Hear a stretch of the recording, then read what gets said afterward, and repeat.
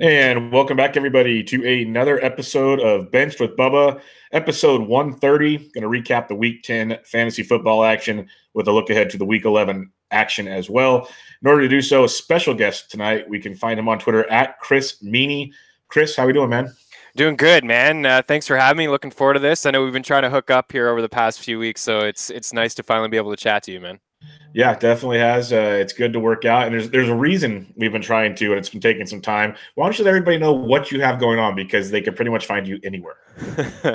We're doing some stuff over, of course, on Fantrax. A couple, for those who are into fantasy hockey, we're doing a show over there with Neil Parker, and also a football show by any means necessary. So, kind of touching base on all the sports over there, and then fortunate enough to just join the Athletic recently.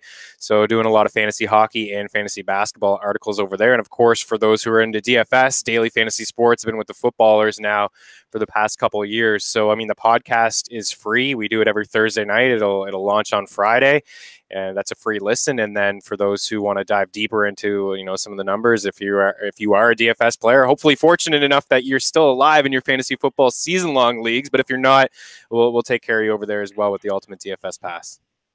Awesome, that is great. And then one last question: what's your role with those clowns over there at All In Sports? I say clowns nicely because Joey P and I are buddies, and I don't know the rest of the crew as much, but I love Joey P, so I know you do some stuff with that. Yeah, Joey will probably be all over me for not plugging that right away. It kind of slipped my mind. We've already done a show this morning. I was up doing it, earlier this morning. So yes, my bad, Joe. Jokes aside, Jake Seeley will be bummed more than Joe will be. But yeah, doing a show with those two guys. We've worked together before in the past. We had a live radio show before at Fantasy Sports Network. So we've teamed up together to do another show. There's some free content, but for those who want to pay, it's $5, $10, $15 here and there, Patreon. So it's a show every 3 days a week: Monday morning, Wednesday morning, and then Friday will be unsealed. So we'll kick Seeley off to the side, and it'll be Joe and I just talking sports. So it's usually a good time on Friday. Can't believe Jake actually allows you guys to do that. That's unbelievable. It really is, isn't it? Yeah. But everybody, I wanted to let him plug it away because there's a ton of great stuff there. All sports. I believe you do the Black Book. You do everything. So go check it all out and give Chris a follow. For some reason, you're following me and not him. I don't know why, but go check it all out. Let's get into this Week 10 actions. As you know, each week you watch a set of games, and it's kind of like, well, this happened, and then you let it kind of sit for a day or two, and then you go back through and go, okay, this stood out a lot more. That's kind of what I was doing yesterday. And we'll start off with the Chicago Bears, where week in and week out, we come into the season thinking this is going to be this electric offense, and then some weeks it is, some weeks it isn't. Well, Mitchell Trubisky just was a QB1 for the second time already this year. He was just named the Offensive Player of the Week. How good is Mitchell Trubisky? Is it just kind of a system thing? I think it's definitely a system thing from fantasy standpoint. He's real good, right? I mean, it's kind of the same reasons why we like Cam Newton. He's second in the league in rushing, and obviously there's an added element there. I mean, if you just look at his statistics overall and just kind of compare him up to Cam, he's got more touchdowns, he's got more passing yards. He's just behind him in rushing yards and one fewer rushing touchdown. When you watch him play, I think there's definitely some holes in his game. He's not very accurate. That'll come, right? This is his second season. I look at last year and John Fox. Who was he passing the ball to? There was games where Benny Cunningham was leading that team in targets. I mean, there wasn't a lot. Tariq Cohen, who's a rookie, was second on that team in catches. Now he's a phenomenal player. All of a sudden, you bring in Matt Nagy, and you bring in some weapons in Allen Robinson. You draft Anthony Miller. You bring in a gadget player in Taylor Gabriel. You have two running backs who can play as much as Jordan Howard has bugged some people this season, and the offensive line is good. So I think he's a solid quarterback. Like I said, there's going to be some growing pains with him. Watching him play, he's missed some guys. You saw it. We all saw the play. I think it was week 1 against Green Bay where Trey Burton's up and like, hello, I'm wide open in the end zone. Come find me. So there's going to be some of that. But I think the true test will be over these next few weeks, right? I mean, he's going to play Minnesota this week, he's going to have two games against Minnesota. He's got the Rams, he's got Green Bay. So that'll be a true test for him to be able to, keep up, see if his offense can keep up. But I think you nailed it where it's more of a system. It's a good system, and Nagy is playing to his strengths. Yeah, it seems as they've kind of, like I said, it started out really slow, and people were wondering if this is actually going to happen. And then as the weeks have gone on, especially in the really good matchups, they've flourished big time. And you mentioned bringing in weapons like Taylor Gabriel and drafting Anthony Miller. We know Allen Robinson's going to get his. You got Trey Burton, he's going to get his. Now, but you got these other two who have had big weeks from time to time, but it's usually when someone's hurt.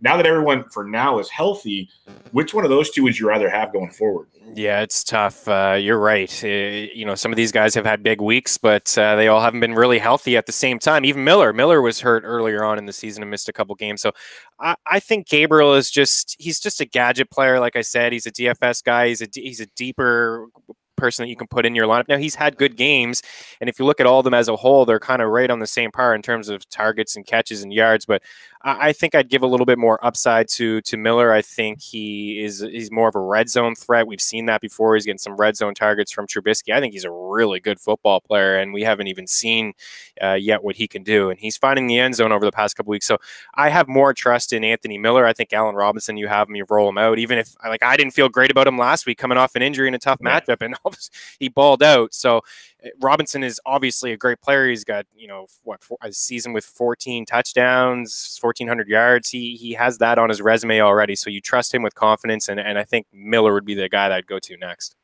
Okay. Let's go to the Detroit Lions side of that game. Kerryon Johnson, when Theo Riddick was out, was getting the workload as you'd expect.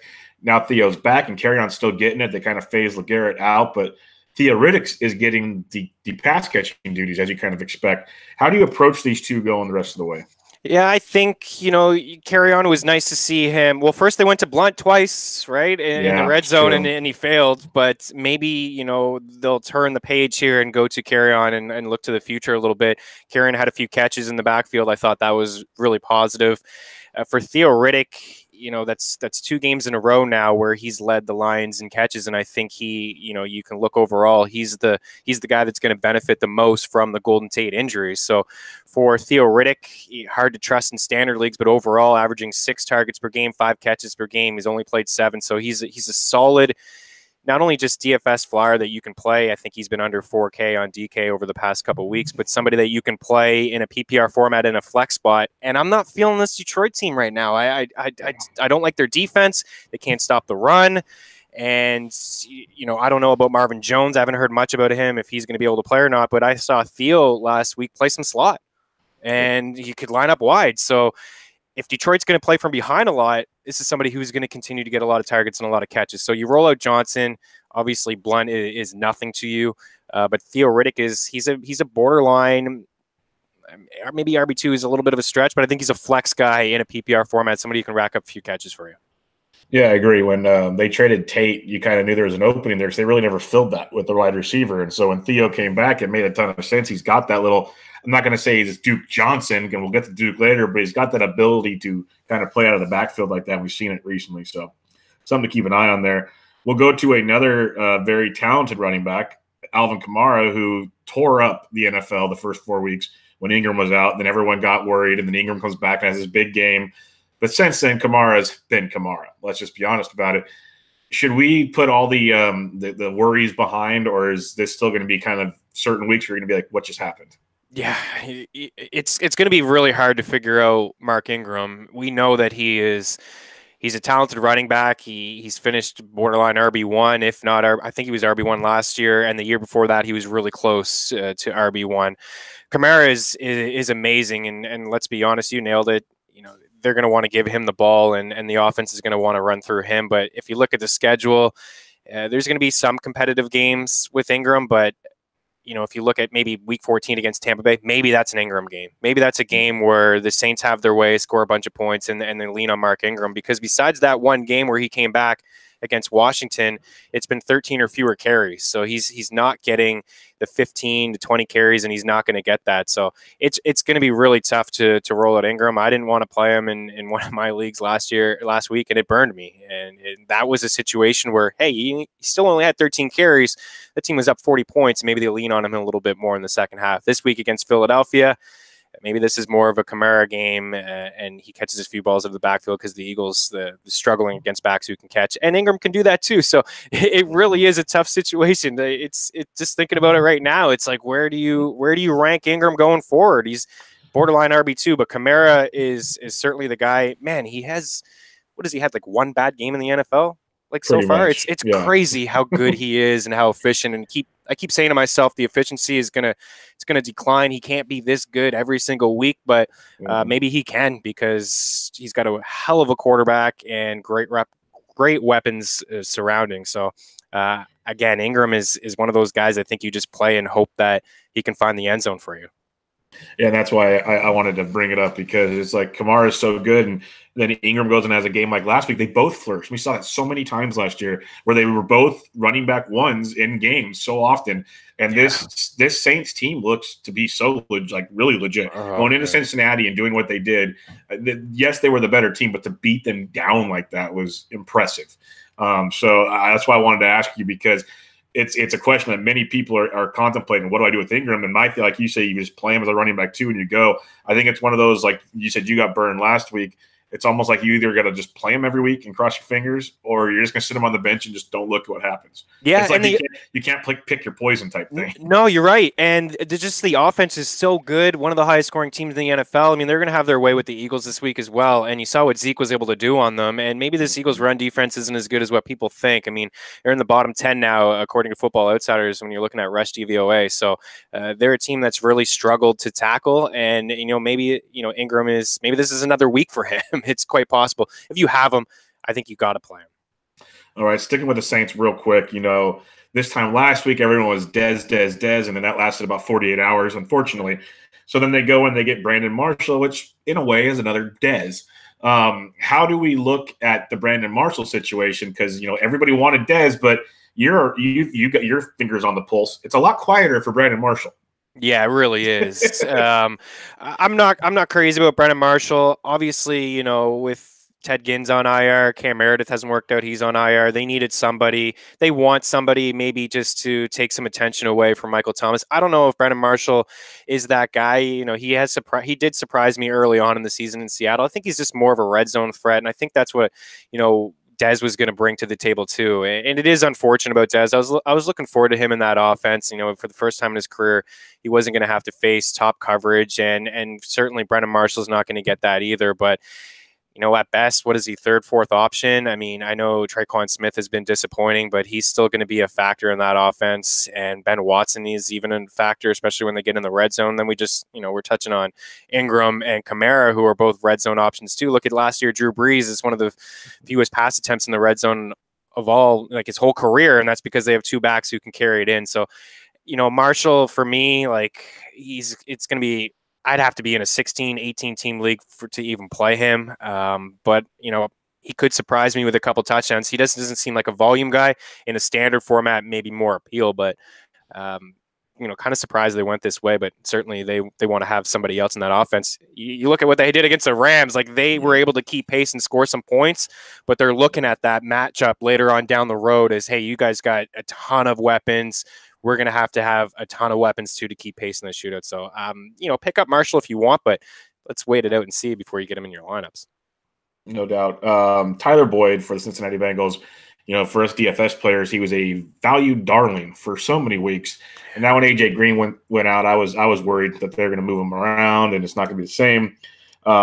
What's your thoughts on your level of concern with Tyler Boyd? And then, John Ross came in, got his touchdown, and he's going to pretty much be another guy out there week to week. Yeah, I'm with you, man. I have concerns, and you know what? A lot of people didn't have concerns. I was seeing Boyd as, he's a top 10 wide receiver this week for sure against the Saints. And you take away 9.5 targets per game out of AJ, and you look around and you say, okay, obviously maybe a little bit of a bump for Boyd and CJ Uzomah, who didn't really do anything again last week, and then Ross, who you alluded to, just found the end zone. That's it. Like other than that, he didn't do anything, and he hasn't done anything all year.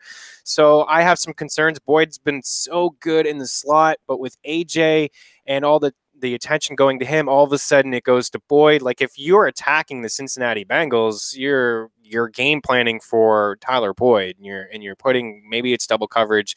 So I'm slight concern. I think it's overall it's a downgrade for his outlook not having AJ on the field, and I really don't have any interest in John Ross either. I know it was his first game back coming back from an injury, but that was a really good matchup for him. The Saints they had allowed the most fantasy points to wide receivers. Like, they didn't even really take any shots downfield from him, and I think he's just like, that's all he is. Like, he's just, let's run a straight line fast and get him the ball. So this whole offense takes a bit of a, I downgrade them slightly because AJ's gone. So Tyler Boyd, wide receiver 2, but I think we can pump the brakes on him being a sure bet wide receiver 1.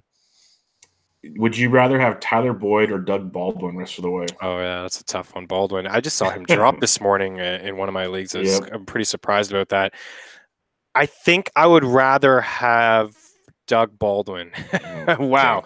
That's really close. That is really close. I think the volume and the looks will go to Tyler Boyd.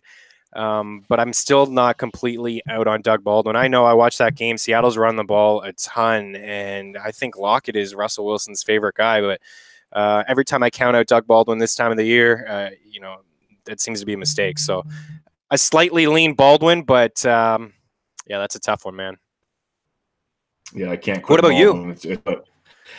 Boyd? Yeah, Boyd?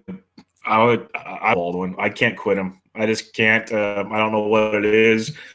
I think, like, Boyd, like you said, the volume there, but the surrounding weapons scares me a lot more. Oh, Seattle isn't scary. You got, Lockett, and then what else really? But Baldwin still shows you, every third game he gets a handful of targets and he does something with them. Where Boyd, I'm really concerned about this move here, trying to get, and all that all game long. Because it's new to him, right? It's we'll this year. It was earlier in the year. He was in the slot and he looked comfortable there, and he's not getting that attention. And now it's a new game, man. You move him around like you said, and now all of a sudden he's facing top coverage. He's never done that before. Yeah, and Anderson at AFC North is not going to help either. So see how that goes. Let's talk about the Cleveland AFC. Johnson, it's been so great for a couple weeks seeing him back. Last week he got in the end zone. It wasn't as dominating a week as it was the week before, but it still seems like Baker likes him. It's going to be happening. Are we back to how a lot of people were to start the year in a PPR format? Yeah, I think so. Obviously the coaching change definitely helped. They had completely forgotten that they had Duke Johnson. I understand they had Carlos Hyde and a rookie in Chubb, but Duke Johnson's somebody who's finished in the top 5 in receiving yards, and he's been just a monster through the air, and for PPR formats he's almost forgotten about. But now over the past couple weeks, I was actually at that game in Cleveland against Kansas City where he was a huge factor. He had the 9 catches, 9 targets. Now that was a game where they played from behind, and this week I expected a little bit more work. Atlanta struggles against running backs who can catch. Last year, the most catches given up to backs. This year, the exact same thing. But that was a game where game script kind of just favored Chubb a little bit. Now, Chubb's been getting the work and getting the volume. Even with Duke Johnson catching some balls, he still finished in the top 10 in touches last week and the week before. So Duke Johnson, I think you'll have to go forward and look at game script. You look at the schedule: Cincinnati, Houston, Carolina, Denver. There's some games in there where they could be trailing potentially, but I think for Duke, just the fact that they've made that change and it's clear, like you said, Baker wants to get him the ball. So I think you can feel good about Duke in PPR formats, but certainly Chubb he's not going anywhere in standard formats. He's going to be the guy. I mean, you can bank, I think, on 18 to 20 touches every single week going forward for him now, unless, like I said, they get behind by 20 or 30. Then it's just a lot of Duke. Yeah, no, that makes a lot of sense. Chubb's been dominating. I saw somewhere he's getting around 44% of the offensive touches since he's been put in the role. So pretty solid stuff there. Same team, messy situation. Jarvis Landry basically doesn't exist right now for the most part. What are you doing with a guy like Jarvis Landry? Yeah, Landry's been really frustrating again. I go back to that game. I was with a buddy who has a lot of Landry, and he's like, where is Landry? Like, they're not even throwing him the ball. And then you look, and it's like, okay, it's 6 catches for 7. You had 7 targets, 6 catches, 50 yards. Maybe that was okay. But you go look at the matchups that he had: Tampa Bay, Pittsburgh, Kansas City, Atlanta. Like, those are all prime time matchups where he only had one good game, and that was against the Bucs. So overall, he's still leading the league in targets. He still has 106 targets, but he's only caught 57 balls. And Baker Mayfield has, he's coming off a really good game, but overall, he's had some turnovers. He's been very inaccurate. Part of that is on the line. He's had to get the ball out quickly, but I think you're just kind of stuck with Landry. Like, trade deadline has already passed. Obviously, the bye week here, but I think if you have him, there's probably not a lot of other options that you have. If you do, you're in a good spot. But overall, volume, we can't ignore that. So it's very frustrating to see him lead the league in targets and really only catching half of them, and only 2 touchdowns. He was used so much in the red zone last year with Miami. That was an outlier season with all those touchdowns, but he was the number 1 option in the red zone, and that's just not the case when Cleveland gets down there. Now they have Chubb, they got Njoku. It's pretty frustrating, but I mean, I wouldn't drop him. Landry's been actually dropped. Like, I was looking today, man, and he's one of the most dropped wide receivers. Wow. Top tier wide receivers, that's been getting dropped. Like, his ownership has declined. Certainly in Yahoo it did.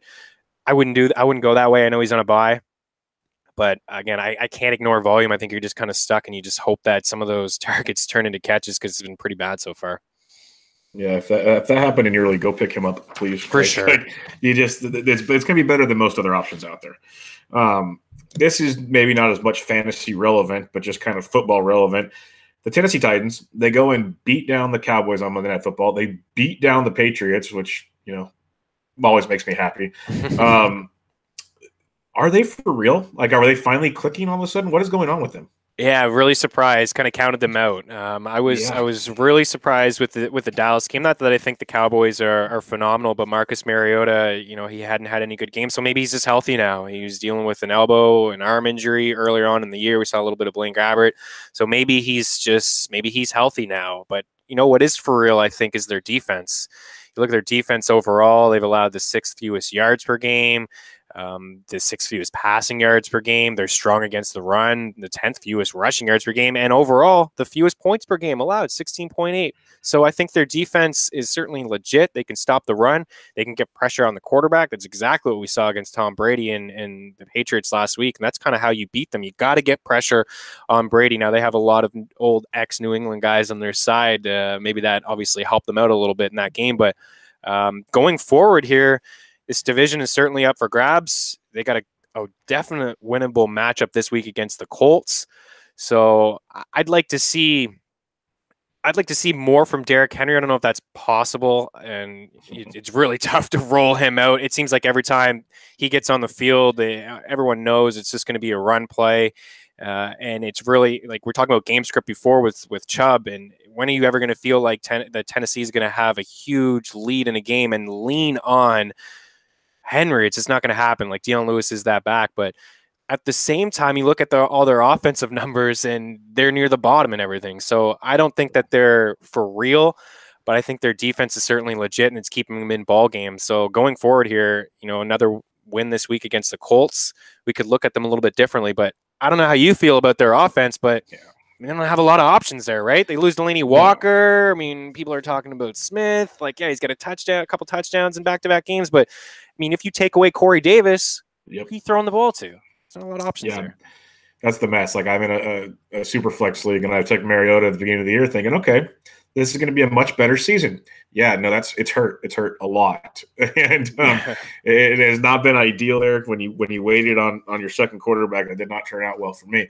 But, outside of Corey Davis, I like Dion Lewis quite a bit, but he's inconsistent because, like you said, all of a sudden, like last week when it should have been a smash spot for him, you got Derrick Henry getting 2 rushing touchdowns. So it's like, you just don't know how it's going to work. But the weapons are ugly, really ugly. And like you said, I guess if the defense keeps them in it, that's good. Yeah, well, I mean, look at Lewis. I mean, I'm looking right now overall, like Corey Davis, 76 targets, 43 catches. Who's second on that team? Dion Lewis. And he's got 39 targets. Not even it's almost half. And then he's second on the team in catches, 35. Then we've got Taylor, 21, Sharp, 17. Like, they need something. Delaney Walker injury obviously really hurt, and that's him and Marcus Mariota. They've been on the same page now for the past 3 years. So that injury, it's tough, and they didn't really replace anybody. They didn't bring any weapons in. So not completely sold in their offense, but I think you're right. Their defense is going to keep them in games.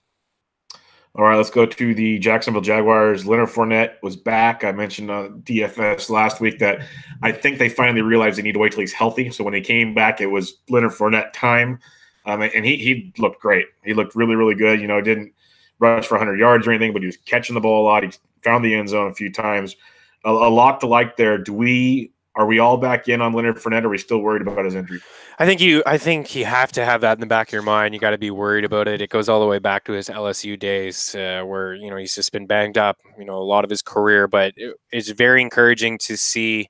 Obviously, 24 carries, 29 touches, led all backs last week. So that's very encouraging. This is a team that wants to run the football.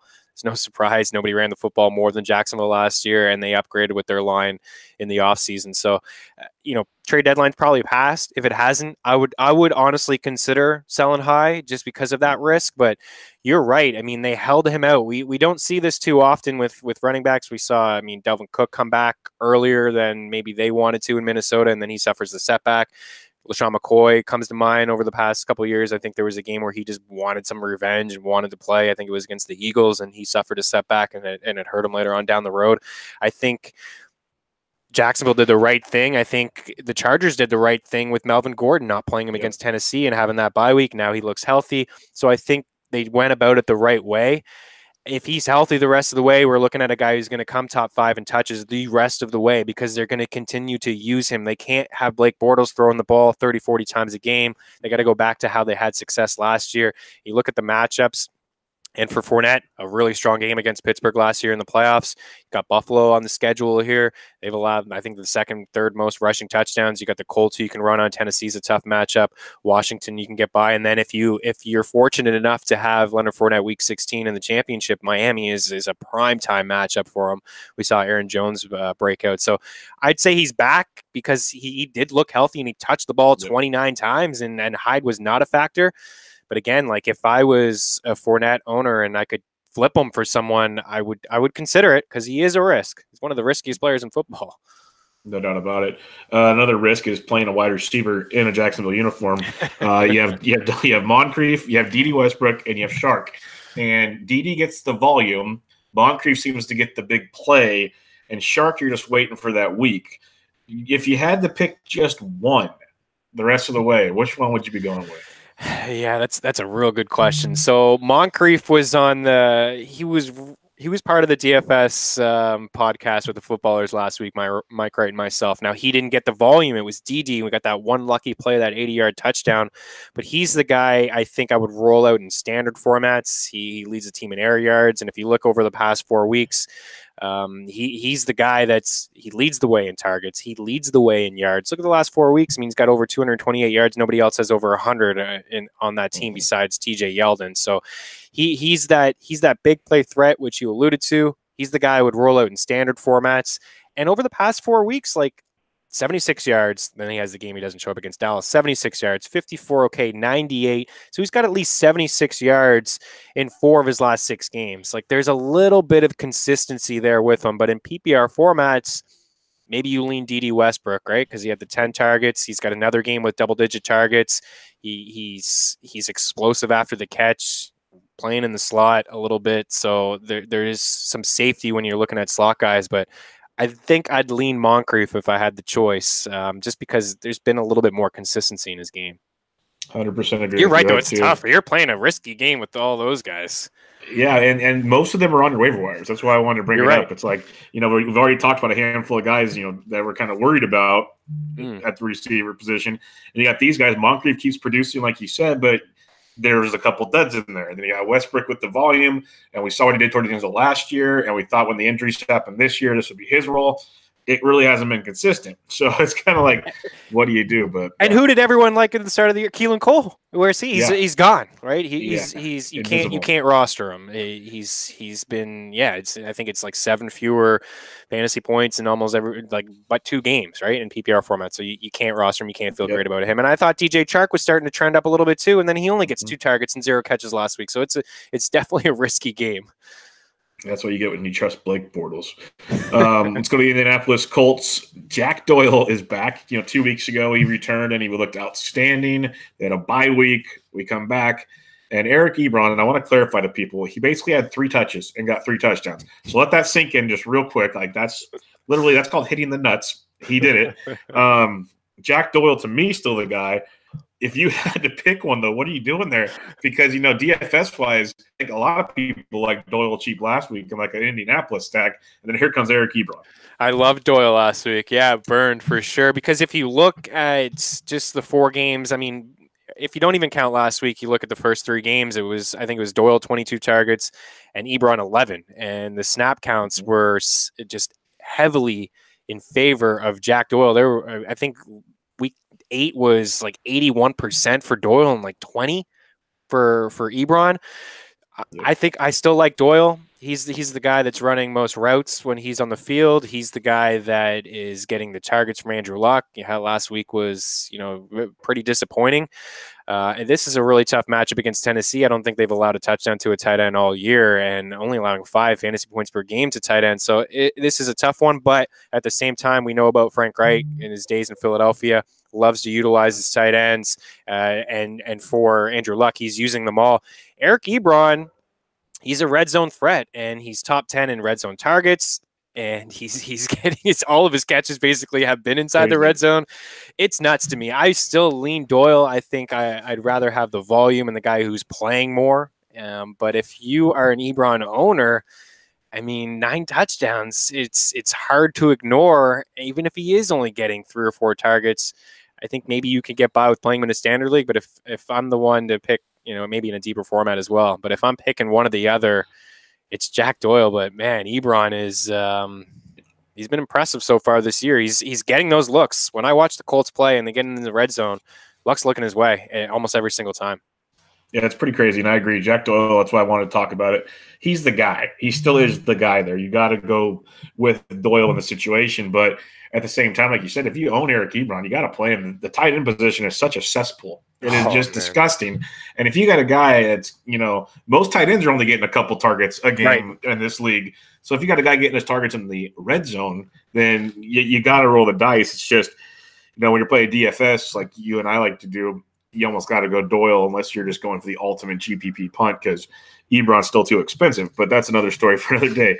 But, it's an interesting situation. And that Colts offense, with Luck not getting sacked, I think in 3 or 4 straight games now, he's looking actually really good. I thought, early in the year, I thought there was no chance. And then he's looked a lot better. They're going to keep moving the football. And the running game, Mac had his weeks. He hasn't done much in the last couple. So I think both could be very much in play. That's why I kind of wanted to bring this one up to you. Yeah, you're right about Luck. He's been really impressive so far this year. And I mean, all the questions that you had about his shoulders, injury could be squashed. I mean, he's second in the league in touchdowns. The defense is not good, so he's going to continue to throw the ball. There was a point where he was leading the league in passing attempts, and he's still going to throw the ball 30 plus times every single week. So you're right. I mean, you can get by with Ebron. If you're going to play him in DFS, you make sure you do in tournaments. That's for sure.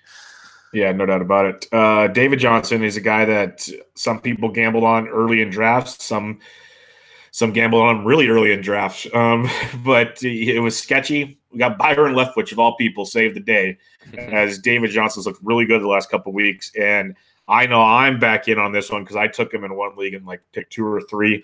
What are your thoughts on David Johnson going forward? Yeah, I love it. I'm with you, man. If you have David Johnson, you're like, yes, finally. This is it, because everybody, not just the fantasy community, just NFL fans in general, were complaining about McCoy in this offense and how it was run, and David Johnson wasn't utilized properly. He was touching the ball anywhere from 10 to 14 times. And if you go look back at 2016, this is a guy who was touching the ball consistently 20 times a game. He was a factor in the passing game.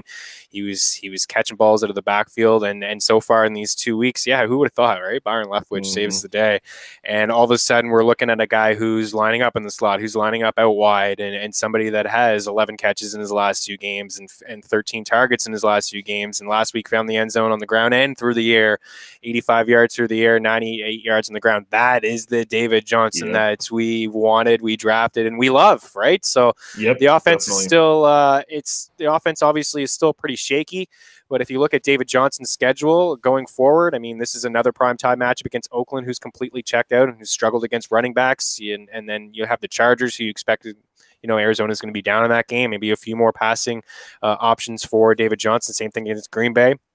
And then again, the schedule gets even more juicier come fantasy football playoff time. Detroit, nobody's giving up more rushing yards than the Lions. And then you have Atlanta. Nobody's giving up more catches to running backs than the Falcons. So going forward, David Johnson is a for sure top 10 running back. And I feel really good about him just in this new offense, so utilizing him a lot more. And Larry Fitz was a little bit of a downgrade, but I think you can feel a little bit better about Larry Fitz as well. Yep. That's what I was going to say. It's pretty funny because, I didn't even know Byron Leftwich was coaching in the NFL until that change took place. Ooh, why would you, right? Yeah. I thought he was, getting carried by his lineman somewhere on a beach or something. That's all I had no clue he was around the NFL still.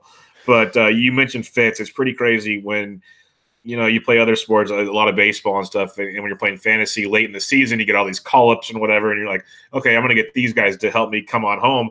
Well, the Cardinals kind of feel like that team because they're not a good football team. But you got David Johnson, who's going to be a stud now. You got Fitzgerald, who got double-digit targets this last week, and they're definitely making a point to make him more focal in the offense. And you even got a guy like Ricky Seals-Jones, who's not great, yes, but when it comes, again, to a bad position, he's getting like 5 or more targets in almost every game. Like, there's not much more you can ask for. This is going to be one of those teams we can look back in the playoff run here for fantasy football that might actually have some major impacts on some teams, 3 or 4 weeks ago, you would have thought there's not a chance. Yeah, you're right. Good call on Ricky Seals-Jones, by the way. He kind of just slipped my mind. I'm very intrigued with him. He's one of the guys I wrote about in Fantrax. Fantrax HQ is just maybe a pickup. I know there's a few teams 6 teams on bye. Maybe you're not rostering a lot of the tight ends there. Gronk has been very frustrating. Maybe you have Kittle, maybe you had Njoku. Like, you could go to Ricky Seals-Jones this week. You're right. 9 targets, 5 catches last week.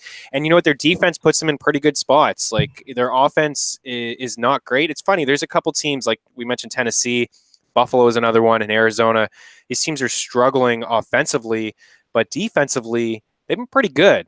And Arizona can put their offense in some pretty good spots. So I can get by with all 3 of these guys, being, a decent part of a championship run in fantasy, which is crazy. I wouldn't have said that 3-4 weeks ago. Yeah, that's what I'm saying. It's crazy. But let's move on. I was going to ask about the Bills or Jets, but let's just pass them because who really cares? An interesting one, this might just be me trying to get goofy like, GPP in the DFS, but Jacquizz Rodgers in this Tampa Bay offense is beginning a ton of targets lately. And he's available everywhere. You mentioned 6 teams on bye this week. I actually went and picked him up in a deeper league today just out of desperation. Is this something like where do you think this is coming from in this offense? Well, they can't run the ball.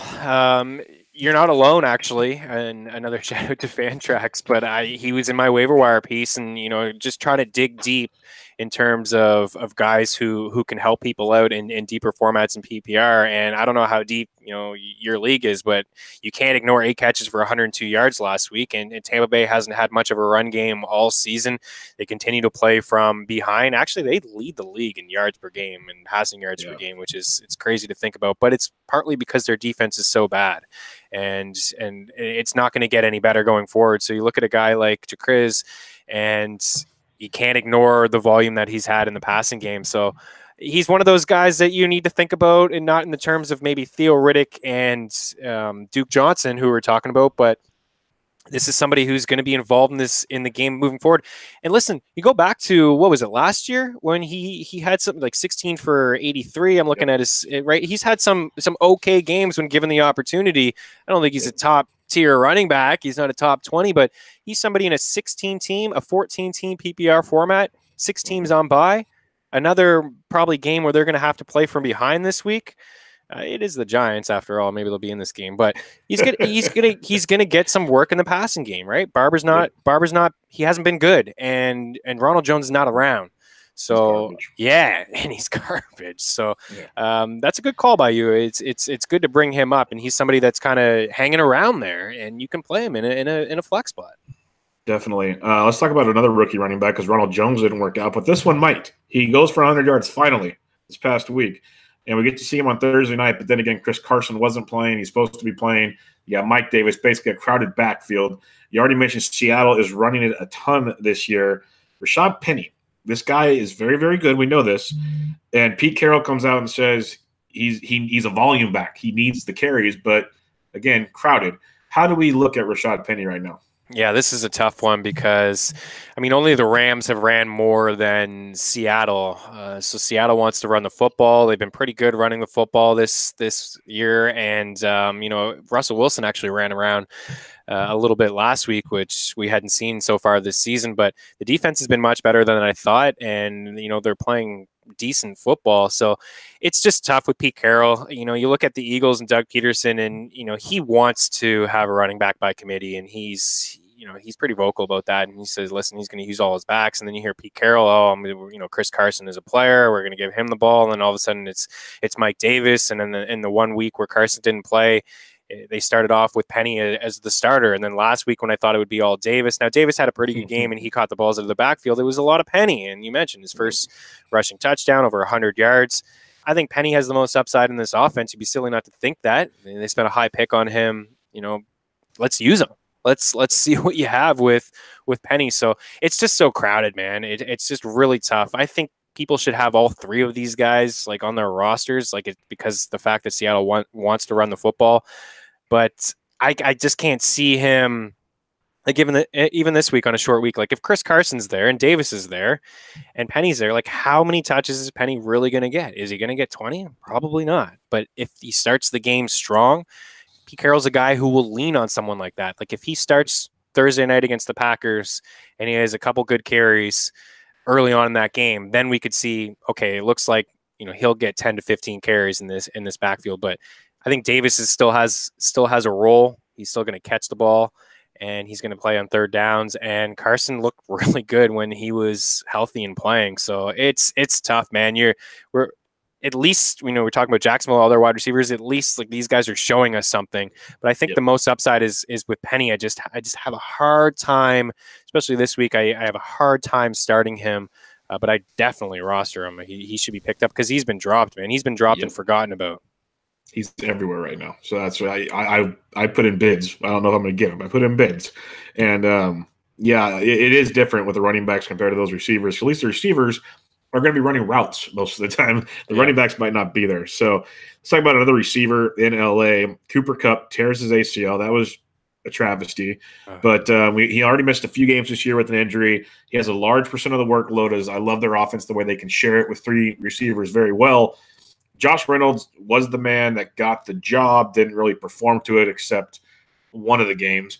How do we look at Josh Reynolds going forward? Because we have to assume it's his job again.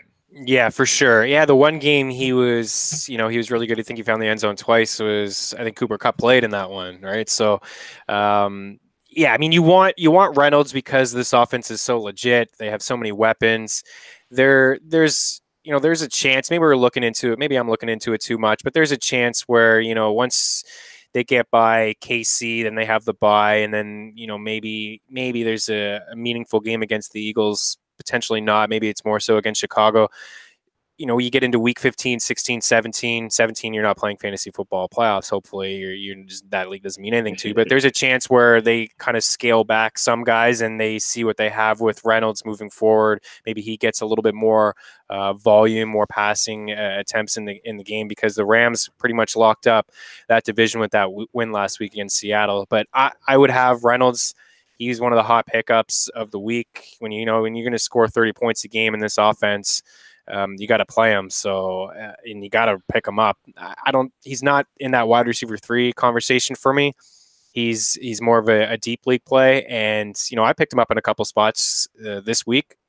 I'm probably not going to play him in those spots, but if you're in a tough situation, why not? It's the highest total we've seen so far of the season, 63.5 against KC, who've struggled in their secondary. So I wouldn't shock me if he put up some points. So I think it's a great ad, and you'd be silly not to pick him up because, like I said, this offense is just amazing. Yeah, and he's a much better option to me than guys like John Ross and others that people are going out for. So absolutely, totally agree. Let's talk about my crappy Dolphins.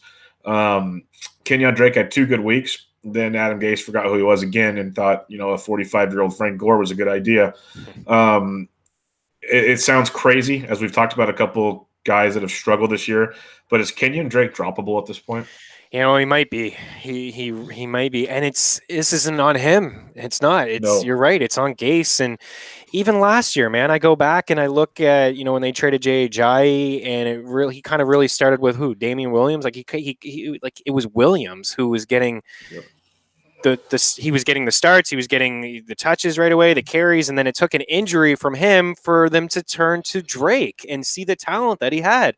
And then they bring in Gore, and Gore's not going to go anywhere. He's getting the bulk of the carries and the touches and then some of the red zone opportunities. So it's very, very frustrating. And I just noted I was disappointed in just the usage from Kenyon Drake last week because an old colleague of mine who's also a Dolphins fan, Kerryon Thorne, and he dives deep into Miami as well. And we were just looking at some of the games where Kenyon Drake has been good, and it's kind of been those games where they've been down. Right, against Cincinnati, they were down, and he had 11 targets and 7 catches. They were down in a game against Detroit. He had 8 targets, 4 catches, and I thought, okay, game script will probably favor him this week against Green Bay. He had 2 targets and 2 catches for 11 yards, and he had 8 attempts, and he's only had double-digit carries in 4 games, and 2 of them have been the first 2 games of the season. So, yeah, if there's probably some better options maybe out there for you if you're in a PPR format. Duke is probably not available. We've talked about Theo Riddick this week. I don't know if you definitely wouldn't drop him for Rodgers, but Penny. Like, you're looking at upside here and opportunity, and it's not there right now. There's enough of a sample size to know that Gase wants to play Gore and feels comfortable with Gore and trusts Frank Gore, which is it's completely disappointing. But yeah, in a 10-team league, definitely can't start Kenyon Drake. Yep, it's pretty bad. And let's talk about a different running back that maybe you could add him for. Josh Adams, rookie out of the Philadelphia Eagles, and he kind of got the job last week. He led the team in touches out of the backfield. People in Philadelphia, Eagles fans, I believe you're an Eagles fan, they are really high on Adams. What's your thoughts on him? Because he's available a lot of places this week, unless he already got sniped up. Yeah, he is available. He's somebody that I wrote about a couple weeks ago as a potential pickup. And I know, you look at last week and you think, okay, disappointing, but he did lead the Eagles with 7 carries and 47 rushing yards. Now that's not going to blow anybody away, but at least he was on the field. And Doug Peterson has said he deserves more touches. We got to give him the ball. Listen, as much as we joke about Doug Peterson and his running back by committees, I think still to this day in his coaching career with Philadelphia, only one running back has had the ball at least 20 times, and it's not blunt. You got to go all the way back to the running back is actually slipping my mind from the Chargers when they brought him over. Matthews.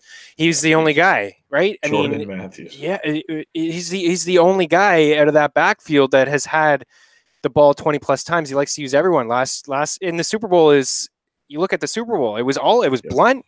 It was Ajayi, and it was Clement. Now, Clement has taken a back seat. Wendell Smallwood has taken a back seat. These are the guys who are getting targets out of the backfield. These are the guys who I do expect to get into the game and play in a third down role. I like Adams moving forward to get maybe the bulk of the carries. The offensive line of Philly is not good right now. Lane Johnson is not healthy. And then this week they go up against the Saints, who have allowed the fewest rushing yards per game, and you expect New Orleans. I especially expect them to be able to score some points this week. So maybe that puts Adams in a bad spot. Like, maybe he won't be able to touch the field this week and get those carries. I know they want to establish a run. They need to establish a run to get this offense going. But if there's no Lane Johnson and there's no secondary basically right now, and they're really hurting. Lost Ronald Darby for the year. Jalen Mills hasn't been good and isn't healthy. Sidney Jones has not been good. There's a lot of holes in that secondary right now. So this could be a Clement and Smallwood game, and it will just frustrate everybody who picked up Adams and rolled him out there. But I do think going forward, they're going to want to give Adams a few touches. I think he should be picked up. I'm just not completely sold on this week that the game script favors him, but he runs hard, man. He's physical. I think he has, he runs between the tackles and he can run over guys. I think he has probably the most upside in this offense. So definitely pick him up and keep an eye on him going forward. I like it. Okay, we'll kind of transition from the week 10 to week 11 since the Ravens had a bye week last week. But the buzz in Baltimore is Joe Flacco might miss this week, even though yesterday they came out and said Joe doesn't need to practice all week. He can still play on Sunday, just to kind of mess with us fantasy owners out there. But everyone wants it to be, as the kids say, Lamar Jackson season. I like that. We know how we know how dynamic he can be out there. He was already picked up everywhere last week when there's a buzz of an injury. If it is Lamar Jackson time, what's your thoughts on Lamar Jackson and the Ravens? Yeah, I mean, I think it should be time. I really do. I watch Baltimore and I see, Flacco just can't extend the plays. Now, Lamar Jackson is like any rookie, and a lot of the rookie quarterbacks this year have been very inaccurate. They've made a lot of mistakes. But for Lamar Jackson, and just the fact that he can extend plays, like I'm seeing a Baltimore team over the past couple of weeks where Flacco has taken some hits, and he hasn't been able to run around. And Lamar Jackson can certainly do that. He can extend the plays. It makes me feel a little bit better if he's in the game, and I see. John Brown, obviously he's that deep threat, and he's been pretty invisible over the past couple weeks too. So I think you're rolling the dice just slightly if he does play and you're starting him. But again, there's 6 teams on bye here. And maybe you need to replace Brady, right? I mean, maybe you just, we don't know. You could be in a deep league where a 2 quarterback league. You can definitely play Lamar Jackson in a 2 quarterback league. He can maybe do enough for you on the ground with his legs. And this is a really good matchup too. Looking Cincinnati, 454 yards allowed per game, most in the league, 313 passing yards allowed per game, most in the league. And they've allowed the second most rushing yards per game in the league. And they've allowed the second most points per game in the league. So this is actually not a bad spot for Lamar Jackson to come in and do some damage. He's got 3 wide receivers who can play. I think Willie Snead is pretty underrated. He can catch. And obviously got Michael Crabtree in there. So yeah, I'd like to see them turn the page and go with Lamar Jackson, but I think maybe Harbaugh is a little skeptical and doesn't want to lose his job and feels like potentially they have a better chance with Flacco. But I think if Lamar Jackson plays, we're looking at a solid QB2 or like in super flex leagues. I like it. Let's talk a little Week 11 here. We'll do some quick hitting here from you. Who's your top? Give me one of your top sleeper or streamable type quarterbacks for the week. It could be Dak. I would have a tough time, playing him in DFS, certainly in cash, in tournaments. I am intrigued with Mariota, just kind of, looking at the DFS prices this week. So I haven't really dove deep into it just yet, but Mariota I've noticed is pretty cheap, and Dak Prescott is very cheap at $5,200 on DraftKings. Now, what I've noticed from Dak, obviously he gives a little bit of a floor there with his rushing ability. Now, he ran one in last week, but he only had the 9 yards, but he does have 3 rushing touchdowns in his last 4 games. And you know what? We joke a lot about Amari Cooper. Maybe you don't, but a lot of people do. He gave up the 1st round pick for him, we kind of make fun of the Dallas Cowboys, but this is exactly what they needed. They needed a guy who can stretch the field, because when you don't have Amari Cooper, you're just stacking the box on Zeke, and go ahead. Try to beat me, Dak, with your arm. And he still makes some very inconsistent throws. He should have had Amari Cooper twice last week against the Eagles. This should have been a couple touchdowns from Amari. But this is a really good matchup. Just like the Bengals, the Falcons have struggled in the secondary. So I think Dak is a sneaky play this week, and I think he could utilize Amari Cooper. And Zeke looked strong last week, and Atlanta can't stop the run either. And Zeke can catch a few balls at the backfield. So I think Dak could do enough to return value for you, and you need him. I think you could start him, and even in a 12-team league, I think you can start him. Sounds like we're stacking Dallas this week. Yikes. Yeah, exactly. Yikes. But let's talk another couple positions here. And this doesn't have to be a value or anything like that, but who's one of your top running back options for the week? I think it's David Johnson. I think we touched on him earlier. I think, we like what we've seen from him over the past couple of weeks with that change at offensive coordinator. And I really like the matchup against Oakland. I think I mentioned they give up the most rushing yards. It's actually the 3rd most, but they've checked out, man. They've completely checked out. This is a winnable game for Arizona. This is a game where they can give the ball to DJ 20 plus times. So I feel really strong about him this week. I love that. He's up to 7,500 on DraftKings, and people kind of might still frown at that because they didn't want to play when he was like 6,300. So let's see how 75 works. Wide receiver position, who you like him there? Oh, it's going to be hard not to roll out any of those Saints because they're really expensive. But again, the struggles in that Philadelphia secondary, it's not good. It's real yikes. But at the same time, I can go the other way, maybe an Alshon Jeffrey. Maybe people are down on Alshon because of the poor week last week. A lot of buzz with Golden Tate. Maybe we don't like Alshon as much. Listen, Golden Tate, he's the third option in that offense. He's never going to get more targets than Zach Ertz, and I don't think he's going to get more targets than Alshon Jeffrey. And Philadelphia is going to have to play from behind. And the Saints have given up the most fantasy points per game to wide receivers. So I think you're going to see Carson Wentz throw the ball. And we mentioned Adams just can't run, man. They can't run right now.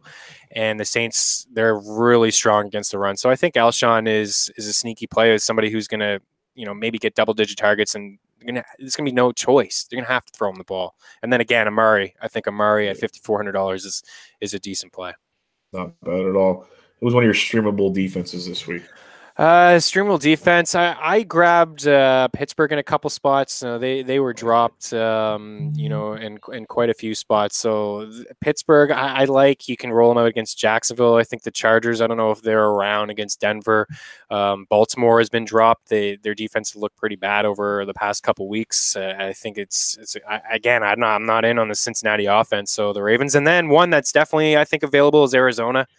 Arizona against Oakland. I had mentioned they've just checked it. Like Derek Carr, my goodness, he's just.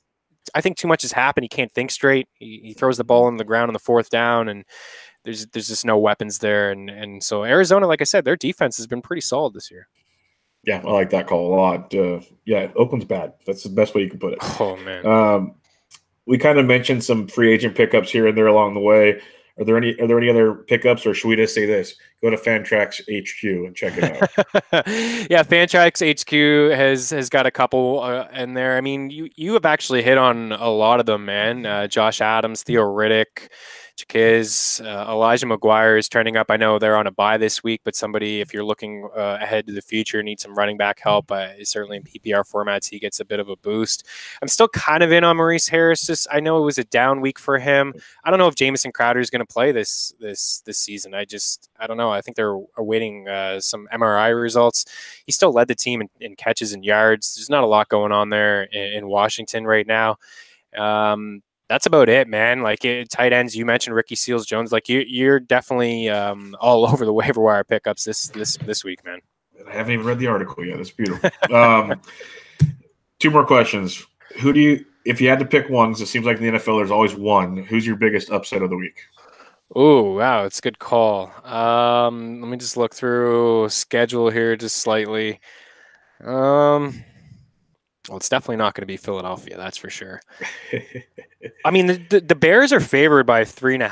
I mean, they opened up as 3.5 favorites. I don't know if that's like a huge upset, but certainly Minnesota can go in there and win that football game. Absolutely. Their defense is playing a little bit better. Get Griffin back.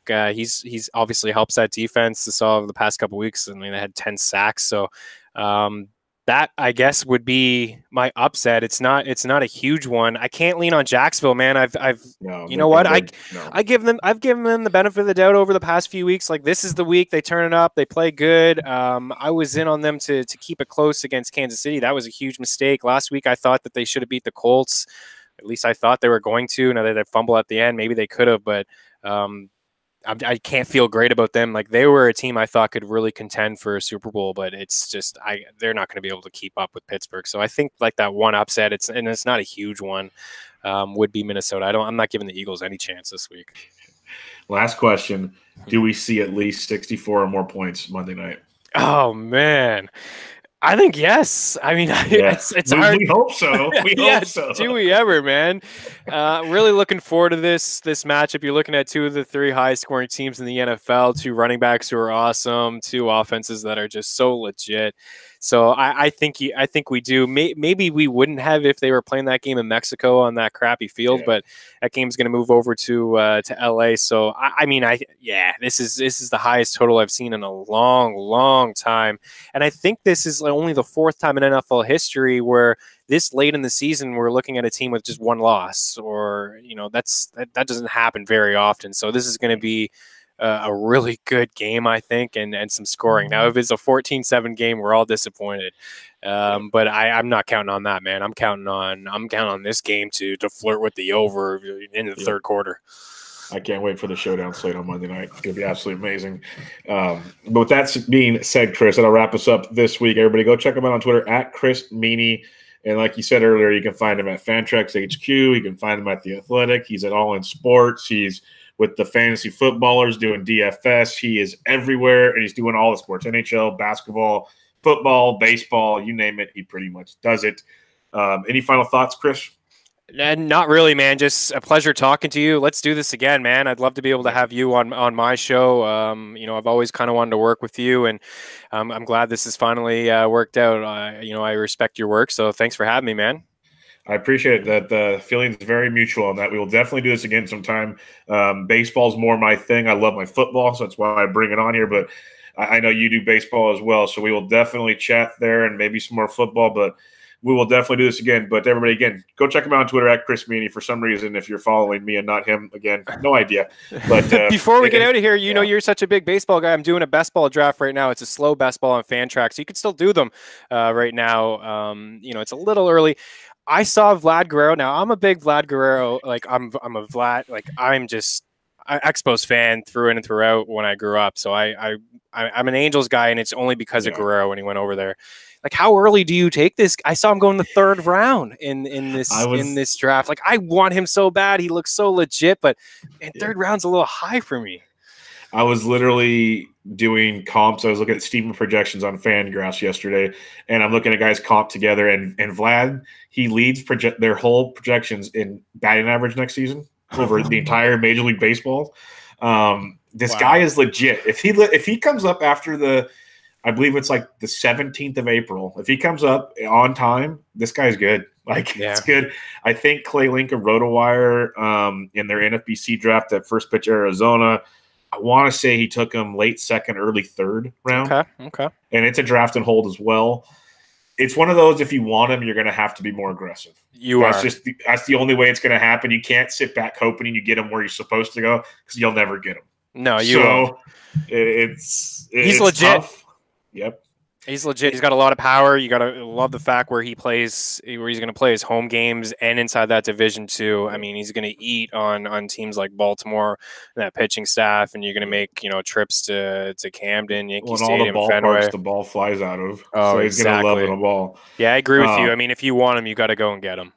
I'd say I'd like to wait till the third round, but it's going to be interesting. And you know how draft helium is going to go from now till March. It's going to get wild. You saw what happened with Acuna last year. Heck, right. I've seen Acuna's going in the first round right now. So yeah, I took him in the second. I mean, he was my second pick. I think I picked fifth overall, and I got Jose Ramirez. But there's a lot to like about the young blood right now in baseball. That's for sure. Well, I can talk baseball, so I now have another question for you. You mentioned the Montreal Expos, and I know you'll got to agree with this. I think it's a travesty that you guys don't have a team there. I think that's just it's ridiculous. But I know there's actually movements towards maybe this happening soon. What's going on? What have you heard? Yeah, there are, and they need a new ballpark, that's for sure, and they need a buyer. There's some talk with Bell. I know Rodgers owns the Blue Jays up here, and I don't know how familiar your listeners are with north of the border, but certainly they need a buyer. Maybe Bell steps in and buys them. They want to build a ballpark down by the water, which would be a good spot for them, and it would be nice because the Big O right now it's obviously not good enough to the roof is caving in, and it's just not good enough. They need to start with the ballpark. Major League Baseball seems to want to have them back as well. I mean, 94 was extremely disappointing. The Blue Jays win back-to-back World Series, and then you're in August and you have such a huge lead on Atlanta, and there's no doubt in my mind the Expos and the Yankees would have met up in that World Series, and the Expos were just so legit with talent. And it's too bad, following that team for a long time since, the mid-90s was all the talent, man, that they had come and it was gone right away. They just couldn't support it. I think some of the fans are still a little ticked off. I had the chance to meet Andre Dawson this past weekend at the Sports Card Expo, and I asked him the same thing. And, he's heard rumblings about trying to get a team, and he feels strong about baseball wanting to get that team back because they do feel like they got screwed. And the fan base was a little ticked off in that, and I don't blame them because that was a really good season that they had, and then they stopped going to the ballpark. They stopped going because of what happened. So I think we could see it. It's gonna be a long time from now. I know Gabe Morency is a guy who's talked to some people in Montreal, and they do feel as well, like some investors feel like it's gonna happen, but maybe it's like a 5 to 10 year thing later on down the road. And I think it would do well. I think there's still a strong fan base there in Montreal for it to happen. It would be exciting. Yeah, I hope it happens. And yeah, as you can tell, we could talk baseball for a while. So let's do this again sometime, Chris. It'll be a lot of fun. Take care, man. All right, everybody. This was Bench with Bubba, episode 130, talking some fantasy football with Chris Meaney. Catch you guys later.